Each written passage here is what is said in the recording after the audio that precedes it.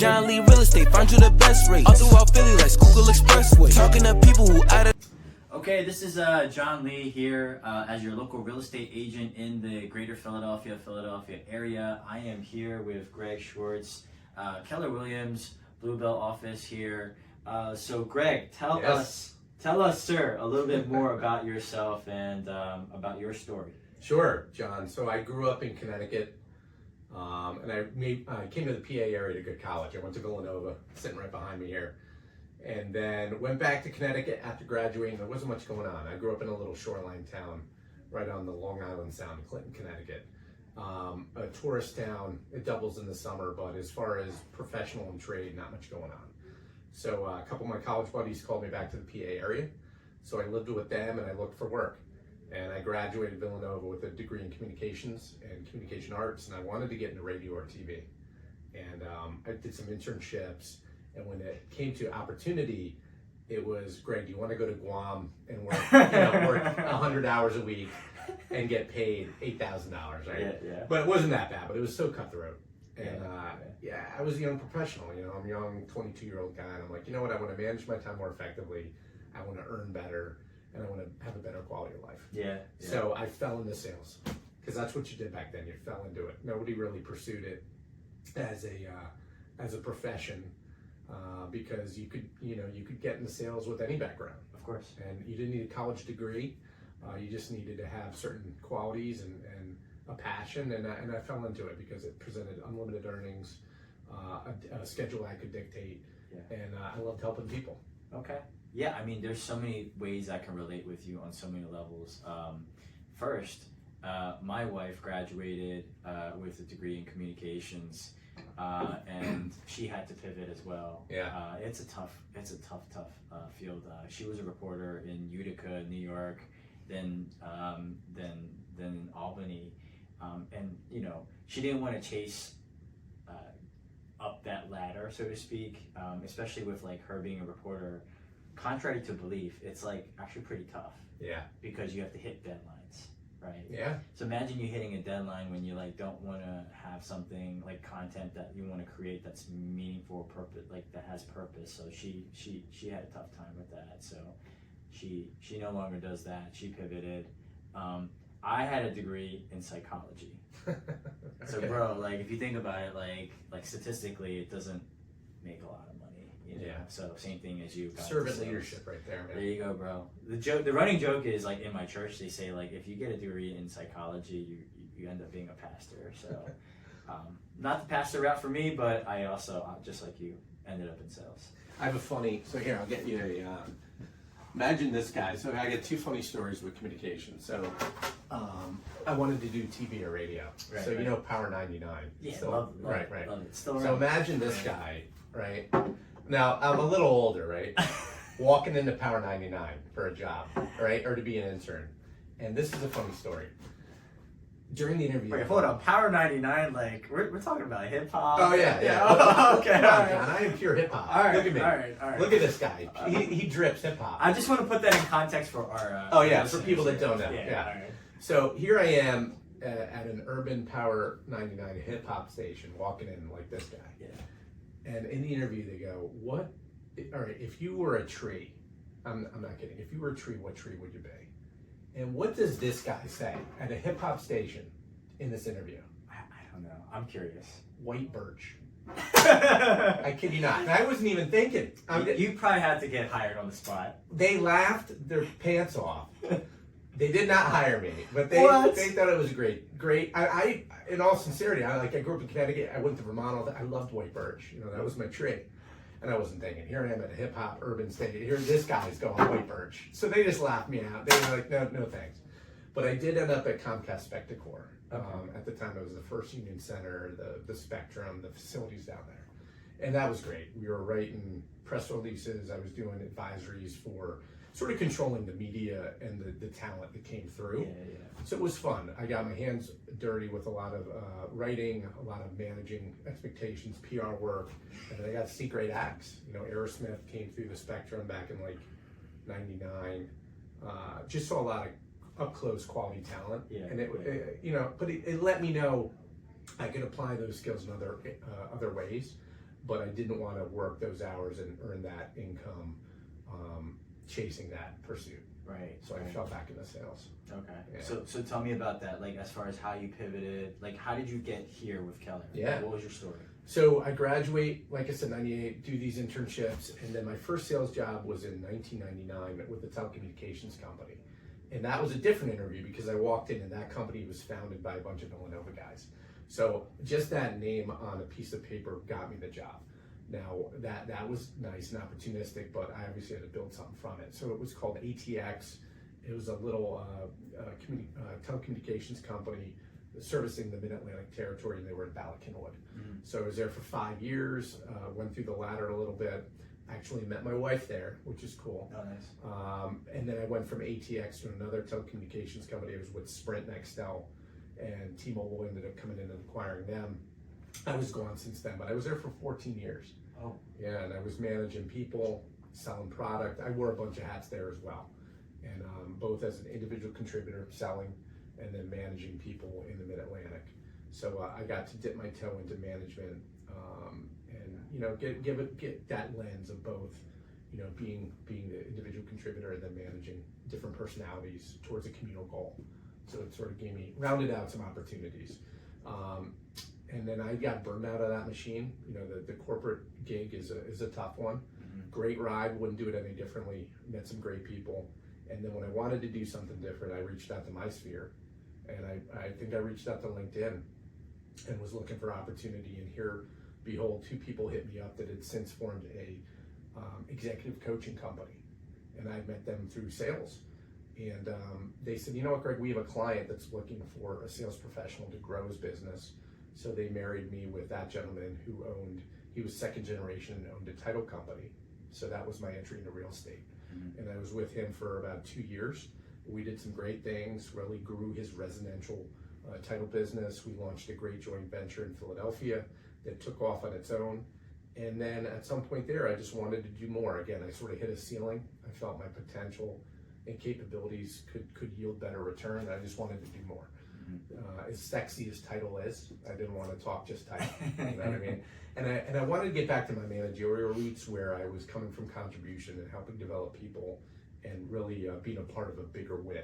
Because I love sales, but that's one-on-one. And I reached a point where I was winning, but I wasn't enjoying it, and I wanted to be a part of another person's win and their development. So I wanted to get back into that management world that I'd had at Sprint for a while. And here I landed in the team leader position here at Keller Williams in Bluebell, and I live in Havertown, so there's got to be a reason to commute every day. It is. The people are wonderful, the opportunity is great, the legacy is rich, and there's a big time vision for the future. And the people here are all about growth-minded big thinkers, and if you want to be a part of that, they reward you For sure. tremendously. So as far as making your decision, like what was the major decision for you to make that switch? Yeah, it's funny. I tell this to people often. So when I was in title, we serviced the top 20 percentile of all brokerages. So brokerage agnostic, and we were just obviously looking to bring value so that we would get files to close on. So my approach is very simple. I wanted to connect people, be a massive connector of talent. I wanted to, bring marketing ideas and help develop brands of that agent to differentiate themselves. So we were doing video and content creation for them, making those influential introductions, and then helping generate their new business for them, right? So what value or what could I give you so that in turn you would reciprocate and give us business? And that was the key. At KW agents by far, there were great agents at every brokerage, but KW agents by far understood reciprocity. They understood that if I helped them grow or helped them develop or gave them tangible value, then they should give us an at-bat, right? Like give us a title deal and grow that relationship and make it collaborative and make it one that's equal win-win. For sure. And that turned out to be a pillar here at KW, win-win. So like, I mean, obviously just for our audience, what exactly is your title? Yeah. And what exactly do you do here in this office? Yeah, so what they call it the CEO of the franchise or the team leader. If you boiled it down into 3 core competencies, it would be growth, so recruiting talent, retaining talent, and the training calendar. But I sort of boil the whole thing into I'm the energy bus driving the agent experience. So, the curriculum and the education calendar we put together, the value-added partners and resources we bring in to help the agent professionally, whatever they can plug in. So I sleep well at night. If we're building up a platform that the entrepreneur and the business owner sees value in and they leverage to grow the business and do more, service more, grow more. Yeah, no, I can definitely attest to that. Like, just for our audience, like I recently made the switch here to Keller Williams in this particular office. Yeah. And I can also say that freely that every Keller Williams office is independently owned. So we have the backing of the branding of Keller Williams, but the culture of each office is independently owned in that manner. So when I walked in here, I kind of knew that I felt like I belonged here without really me realizing it. And that was 2 years ago, and I still said no. Right. I still said no, and that was me with coming in with so much reservation, for myself. And I came from a small brokerage, like a boutique brokerage. So at that point, I joined EXP when you guys offered to get in business with you. Yeah, get in business with me, and then I joined EXP. And one of the big reasons of why I even switched over here was honestly because of you. Like, I've never had anyone like reach out to me as much as and it wasn't even annoying. Because I've been called a stalker before, but I laugh at that. Because, right. No, but I laugh at that because that's just that constant connection. Yeah. So that's the word they use. Yeah. Right. It was more so like, hey, we have an event coming along. Yeah. It would work really well with your business. Right. Why don't you join? Or hey, we have another event here. Or like, hey, like it was always, as you mentioned, like no lie, like when you talk about coming from a place of contribution, that's exactly what you were doing. You're always providing value for me. And thank you. No, you're welcome. And I always felt that I always felt included. My previous podcast, I interview my previous coaches, whether it was my cross country coach, I just interviewed my gym teacher from high school. Like, I always talk about how they always felt, or the good ones, the legendary coaches that I've had, they always made their students feel included. Great. And I always felt that way with you, and that's why I made that decision to be here. And I thought it was important for us to meet because there was a huge impact in my life where I was like, okay, I'm going to make this decision. It's a big decision, man, for me. I understand. Yeah, so you mentioned three things I want to touch on. Yeah, one, sure. So it's funny, when I was first interviewing for this role, we talked, Dino, my partner, and I talked about some objections that the agent's going to have. And one that immediately came to the forefront was, I don't sell real estate. I never sold real estate. So how could I be the team leader of the market center? Right. So we talked through that, and we talked about my background in sales. And so this is a great example of what I do every day. And you need to lead by example. So you talk about your experience with me. And sales and generating relationships, it's a long game sometimes, right? Sure. And you need to consistently bring value. And if we're going to be talking to these agents about nurturing a database, and no one is a past or future client, they couldn't be a client. And all the touches that you need to make and consistently bring value, or I go back to what we did. It was trainings, it was exchanging of connections, right? You had some investment things that you were thinking of, so I was very open with my database of partners and who might be able to help you out. Sure. It was trainings we put on. We traded ideas around content creation and the studio here and some other things that we do. So those are the things I did in my previous life in title, and also the things that we coach our agents to do, right? With their database and follow up and bring value and consistent, unique, and authentic touches.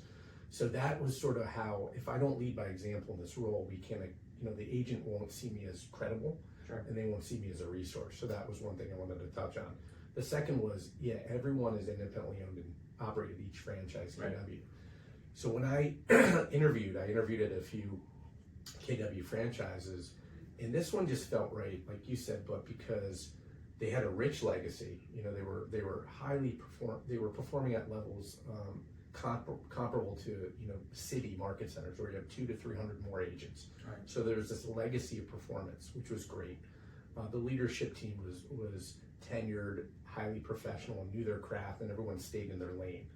But what I saw, which was really attractive, was this market center, despite a history of success, was ripe for disruption, because people here were so used to success that, and as you should as an individual business owner, you're just laser focused on growing your business. Right. The agents weren't looking at the outside noise that was coming. You know, we had launched a joint venture with a new brand in Philadelphia that was very disruptive at the time. There were other boutique brands in town. There were some discount brokerages that were opening. There were other cloud-based brokerages that were coming to market.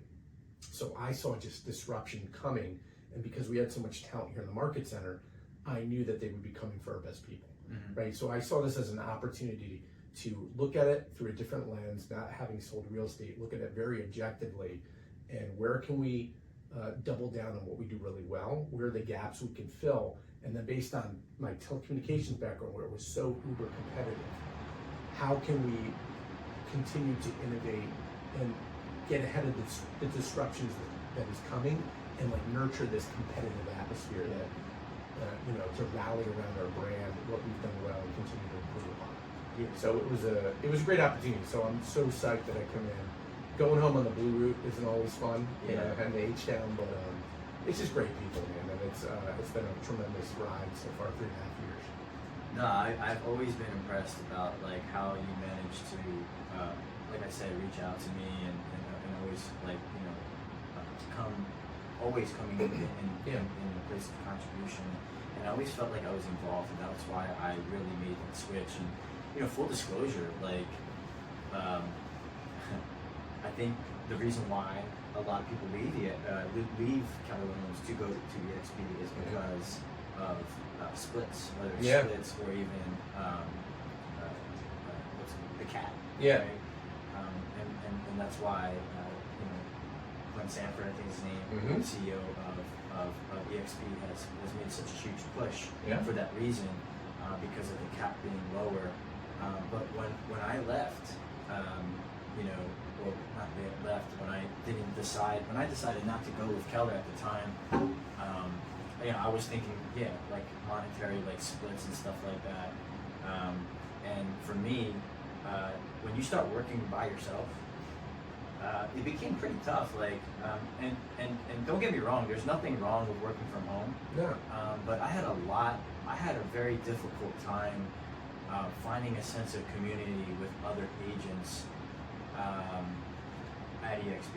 And I say that to be 100% transparent and honest, because I've even been to some of their networking events. Like they've had events where the brokers would come out and all the agents would show up, and we would pass cards to each other. But it was hard for me to build some meaningful connections other than my sponsor. And you know, she's been great. Susanna Kunkel, shout out to her. Like, you know, she was my sponsor, and she was a former Keller Williams agent.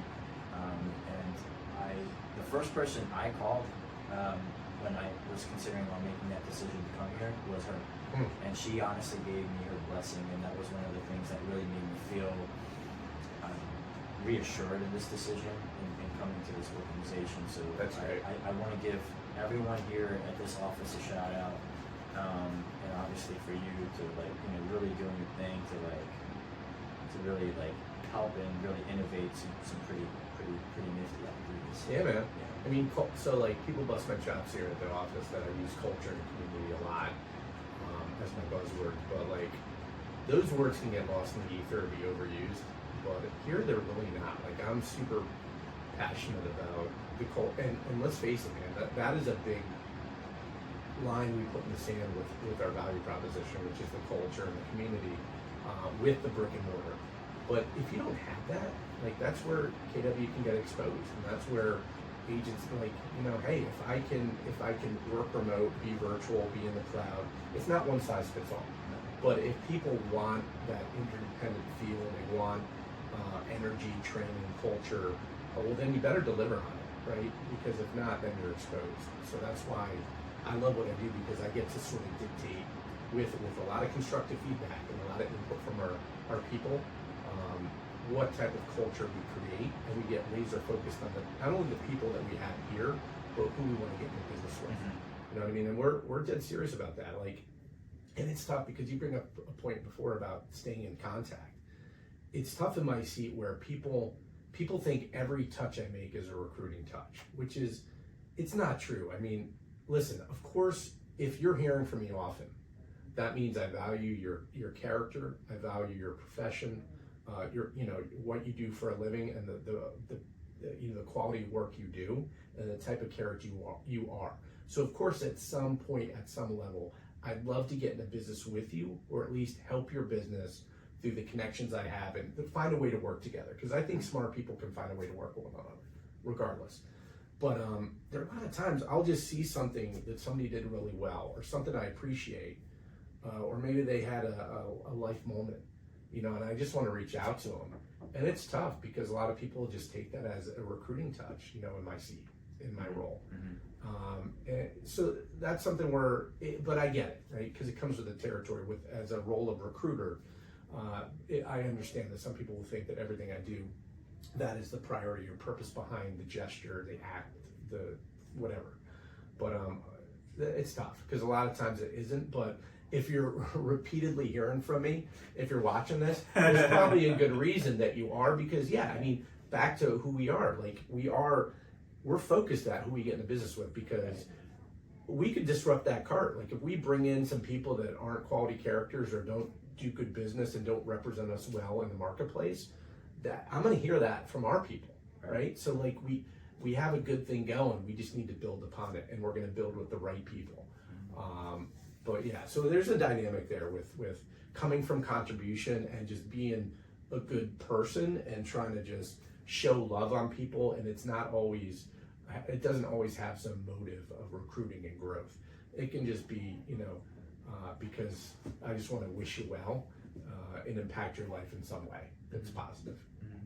So what are some challenges that you are facing, and how are you overcoming some of those challenges? I mean, obviously we've talked so many good things about what's going on in here in this organization, and obviously I've heard from the last meeting that recruiting wise, you've done pretty well. But we're having our best month in quite a while. Yeah, but let's be real for a second. Yeah. Like, what are some challenges that probably the biggest challenge I have in my role is I sit in a seat that's highly competitive with the other brokerages. Okay, I'm in a growth and retention role. Our people are getting recruited every day. Our back door is wide open at KW at this office. You can leave and take all your business with you. So I have to put in so much more energy, I think, than managers at other brokerages, because no agent here is under a contract. They can take all their business with them. So we need to make sure that we're delivering a ton of value to make them stay here. Right. So I think our staff has to work that much harder on value and all those retention pieces. But the really hard thing I have is, because I'm in this uber competitive role, the agents want to collaborate. I need to compete. So it's like a different lens of looking at things. So like, here's an example, and I totally get it. So we get statistics on growth as far as a brand in the 5-county area, in Philadelphia County and the Jersey Shore, all the MSAs we operate in. And the KW brand is number one for units, volume, market share. So I want to, pound my chest a little bit, right? Because I'm the competitor that's wearing the KW hat in that instant. But then I got to realize that the agent, they care about their brand, and they should, because that's a huge core pillar of KW. Your business, your brand, built by the agent for the agent, right? Yeah. So your clientele care about John Lee and your business, your brand. That's much the KW brand. Now, of course, in all that data, you've got market share, you've got off-market deals, you've got a lot of value that you can put in your listing presentation, your buyer presentation, and your clientele will love the momentum behind the brand, right? But that's been a tough dynamic, because everything we will do really well. Like today, we had 3 mini masterminds on lead generation, database follow-up, and marketing. Huge value. People in there are loving it. I want to promote that as something we do really well, to not only spread the love on what we're doing well, but also attract talent that needs that. In a shifting market, we all need coaching, training, mastermind, accountability, partners, etc. So this is illustrating that. So my biggest challenge, I'm getting to your question, sorry, is I'm the competitive guy wearing that hat. The agent is wearing the collaborative hat. I want to resonate out and be loud about what we do really well, and I need the agent to do that. But at the same time, I understand that they not always want to or need to, because they're focused on their business, their brand. Sure. Where I'm trying to get them to buy into how do they help me double down on being loud about what we do really well, and why I truly believe this, man. Why no other brand I think is built more for this shift and has grown through a shift, because we are so focused on training, coaching, accountability, partnership, interdependence, and all those good things. So that's a challenge. And the other challenge was coming in and understanding that it is not one size fits all. Mm-hmm. Because I see a system or a model that I think is the best for the agent, I had to understand really quickly that that's not the case. Right. And not everybody got into real estate for what I think people should or could get into real estate for. Not everybody wants to grow, right? Not everybody wants to earn X. Some people just want to do what they do, and they're content with that, mm-hmm. right? So I think that's been that can be a challenge too when you're on these, a needs assessment or a consultation with an agent. It's really push and pause and having a conversation around their needs, their goals, their emotions, right, in any decision, and finding balance and being able to read people that way, mm-hmm. instead of just wanting to prescribe, systems and models and whatever I might have in my bag that I think can double their business, net more income, all the things that the guy that was selling in telecom wanted to do, because I was the sales guy that wanted to maximize a comp plan, consistently grow, earn. It's different here. It's not everyone looks at it that way. Yeah, I think what was very innovative in how you were able to even really pique my interest is when you sit down with a lot of brokerages, and I've sat down with multiple brokerages even before I made the decision to come here, mm-hmm. or even with EXP for that matter. A lot of the brokers, the first thing that they'll do is they'll have this pamphlet. They go, "This is broker XYZ. We are the best broker because we have this amount of sales, we do this," and it's and then we offer you this, we offer you that, and it's man, I don't care about They don't even know if that's what you need or want. Exactly. It's I don't care if your brand is called Berkshire Hathaway or Keller Williams or EXP or Century 21. I've interviewed with all of them, and when I sat down with with you guys, especially for you, the first things that really didn't, those weren't, I don't even remember if you guys even had a pamphlet. I don't think you even gave me a pamphlet. I think the first thing. No, we don't have a pamphlet. Yeah, I don't think you guys even gave me a pamphlet. I think the first thing that you guys asked me was what are you looking to do? What are your goals? Very pointed questions on what I was looking for. Even in other independently owned Keller Williams offices, they can talk about profit share, or splits, or capping. For me, it's do I want to make more commission, or do I want to make more money? Yeah. That was my question. Regardless of the commission, what brokerage is going to provide me the highest probability of making more money? And the power of networking is so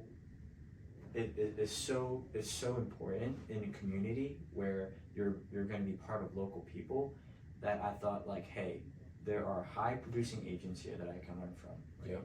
And then there's connections. Yeah. With me being so involved in real estate, not just with selling and buying homes, but as an investor, you already gave me a taste of some of the connections that you gave me, and you didn't have to. Yeah. This is well before I even joined. You gave me contacts of other agents that were producing, in areas that I was considering investing in, or relaying a contractor's information, or anything for that matter. And because I was able to feel appreciated in that regard, in my mindset, I was man, this is the guy. I really appreciate him looking out for me. So it was a tough decision. I'm not gonna, lie to you, mm-hmm. but ultimately it was a decision of why I moved over here, and that's why I wanted to have this interview and say thank you. Thank you. Yeah. Yeah. I mean, that what you brought up about the consultation process, that was had to be a quick learning curve for me because I wanted to meet with a lot of people. But you're a professional, so when you're on that consultation, it's never prescribing. It's not about you. It's about who you're sitting across from, right? And it's about being a great listener, asking thought-provoking or provocative questions, listening, but never really talking about your brand or the brand behind you, maybe until the next meeting even, right? Because you're really digging deep into, like you said, their goals, their priorities, their strategies, why they got into real estate, what they're looking to get out of this profession, what they're looking to do next year and maybe 5 years down the road, and what they think they'll need to do that. Right. And then maybe you're prescribing or you're building a system and a model to get them where they want to get to, because that's what it comes down to. Like if you want to net $1 million or you want to earn or grow, well, you're going to need systems, models, leverage, people, right, to rip off and duplicate and compound what you're doing to get where you want to go. Mm-hmm. So yeah, I mean, I think there was so much that we can definitely cover. I just want to clear the air there that regardless of regardless of the brokerage or wherever you go, that this is for our listeners. Like you definitely want to go in a place or an environment where you feel that you're being supported. I mean, I can just tell you right now with like EXP, and I don't know how it is in other states, right? Mm-hmm. But with EXP, your broker room is literally like your broker could be literally from central Pennsylvania, or like in the western part of the western part of Pennsylvania, like where Erie is, and they might not even know like where you're like how or what your local market is.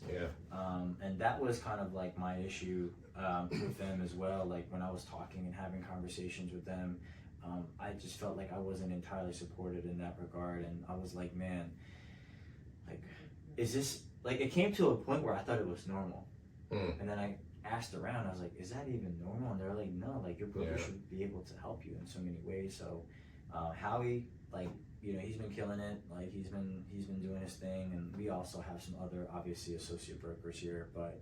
It's been truly a blessing to be here. You guys have been so supportive in so many different ways. So I'm just out here, obviously doing my thing, branding myself in my own way, but really wanted to take this time and say thank you. No, my pleasure, man. Yeah. And believe me, I don't take for granted with like today's mastermind, we have many agents with 10 plus years in the business that spent their time today. We have one of our facilitators was the chairman-elect of Tri-County Suburban, soon to be chairman, Mike Merton, who's leading, facilitating the mastermind in marketing. So, I mean, it's just an idea that regardless of your tenure, your level of success, we can all learn from one another. And that was the feedback I got from agents that are 10 plus years in the business. Today's practice reminded them of what they used to do that they need to get back to doing, and it was so wild. But man, kudos to you too, and I'll give you a shout out. Like the one thing as a leader, you always stay awake is the retention piece, and more importantly, the future of the franchise. There are a lot of agents that have been in it for a little while here in Bluebell, and at some point, not that any agent ever retires, because there's always business out there, referrals and that, but at some point they're going to dial it back. Right, and maybe they will exit the business in whatever capacity, whatever journey they go down. So it's who's the future, who's the next generation of the franchise, and I see you can be that, right? Very highly motivated, very disciplined, married with a little one coming.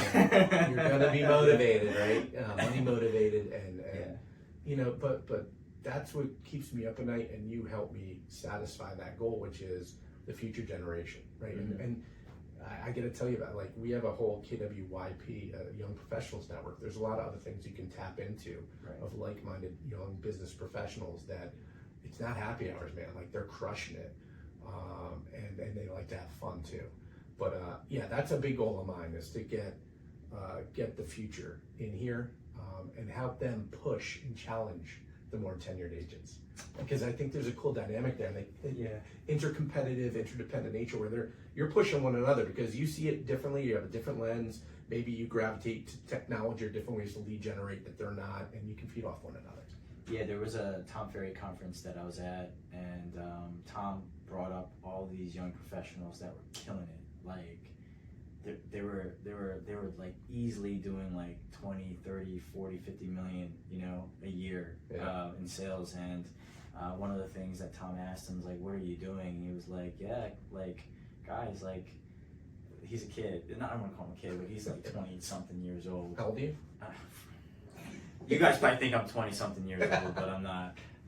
But he was a young stud, and he was like, yeah, we're out here. Like, you better stop. He told the veterans, he was like, you guys better stop crawling because we're running. Mm. So it's definitely a different energy with a lot of the younger generation, but we still have a lot to implement, especially from the old school way of learning. Yep. Because I grew up in an old school environment. I just adapted a lot of the new technologies that are out. Like, I'm still down to cold call. I'm still down to bang the phones and do all those things. You know, a lot of the younger generation, they're still kind of in that mindset of just like, hey, I'm going to talk my way into getting business or, you know, doing an Instagram reel or short. But if you implement both of those, it's very powerful. Yeah. You know, so it's just finding a good balance of both, and being able to, you know, conduct business in a way that obviously will generate you know, the income that you want. It's funny, it's sort of double-edged now with the young professional, where I always loved young professionals because they seem to never be, they never knew the pain or the perception or all the other FUD.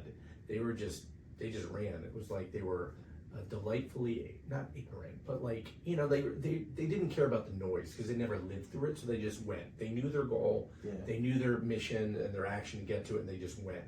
Whereas some of the people that had been around for a long time, they knew the objections, they were more focused on some things they couldn't control, they were between their ears too much. Right. But the other side of that, sort of in this market specifically, the amount of young people in real estate that have never lived through a shift, right, that have never been around through this, right, this downturn. I mean, it's a crazy percent. I want to say it's like over 80% or something crazy, right, that this is their first shifting market. So that's tough, right, because maybe they got into it when you threw a sign in and it went, right, or your phone rang, where now it's, you know, more skill-based and speed-based, and it's back to basics. And so now, you know, you're seeing who's built for it, right, and who's going to hold themselves accountable and be highly disciplined and succeed. But it's fun. So but that's what's cool about the dynamic, right? So you can have that horse blinder, like, I'm going to go get it, while also having the tenured agent in your ear about how to maybe augment or adapt in a shift, or maybe, you know, how they can teach a class around a topic that they know will help you thrive through the shift. So it's the best of both worlds here, back again. Yeah, one thing that really reminds me about that is Tom Toole, he's very big in Tom Ferry organization, huge agent, obviously, in the area with RE/MAX. One thing that he said was, this market is going to be kind of like a rubber band that's waiting to be snapped back, and you know, are you going to be ready once that rubber band snaps back? And you know, everything that I'm doing now, I'm just cultivating for later down the line. So I'm just preparing my mind, my body, physically, you know, and spiritually in so many different ways. So yeah, it's definitely a tough market, even for me, as things are starting to change. But because I'm implementing a lot of the old school routines, ironically, my business has progressively gotten better. So a lot of good things. There's no irony there. Yeah. You don't. I never believe in luck in sales. You create your own opportunity. For sure. Right. Luck. Sure. There's no such thing as luck, because you've done something in the past to create that opportunity that people perceive as luck. So yeah, I mean, any parting words? Any questions that I didn't ask you? No, I think this is pretty thorough, man. I mean, I hope it gives people an understanding a little bit about my background and what I'm looking to do here and who we like to get into business with. And I hope somebody sees this and maybe reach out to me and have a deeper conversation around who we are here, Bluebell Lafayette Hill, and how we can empower you as a real estate agent, or maybe just help you out. Even if you don't want to get into business with us, I have a big network, you know, from my days in B2B, and I think those are power partners that can always, you know, you can always leverage and grow together. So I'm always looking to come from contribution.